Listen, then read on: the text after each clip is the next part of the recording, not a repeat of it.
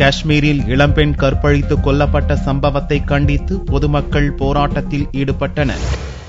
காஷ்மீர் மாநிலம் புல்வாமா மாவட்டத்தில் உள்ள பென்சில் கம்பெனி ஒன்றில் அதே பகுதியைச் சேர்ந்த 21 வயது இளம்பெண் வேலை பார்த்து வந்தார். நவம்பர் 26ஆம் தேதி வேலைக்கு சென்ற இளம்பெண் வீடு திரும்பாததால் அவரது தந்தை முகமது ரம்சான் பட் போலீசில் புகார் அளித்தார். போலீசார் விசாரணை நடத்தி இளம்பெண்ணை கற்பழித்து கொலை செய்ததாக ஜஹூர் என்ற டிப்பர் லாரி டிரைவரை கைது செய்தனர். ஆனால் இளம்பெண்ணின் சாவு குறித்து முறையான விசாரணை நடத்தி உண்மை குற்றவாளிகளை தண்டிக்க வேண்டுமென கம்பெனி முன் பொதுமக்கள் போராட்டத்தில் ஈடுபட்டனர்.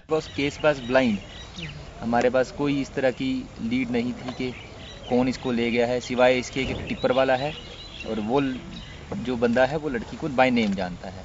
तो आफ्टर दैट हमारे जो SHOs हैं इनको इंस्ट्रक्ट किया गया कि टिप्पर वाले जितने भी हैं हमारे एरिया के उनकी क्वेश्चनिंग शुरू की गई.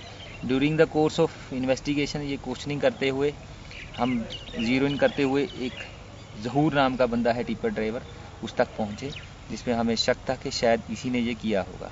तो जहूर से जब हमने उसको लाया, उससे सस्टेन क्वेश्चनिंग की गई, तो उसी क्वेश्चनिंग में उसने फिर ये रिवील किया कि ये लड़की जो है she is no more and he has actually kidnapped her and taken her.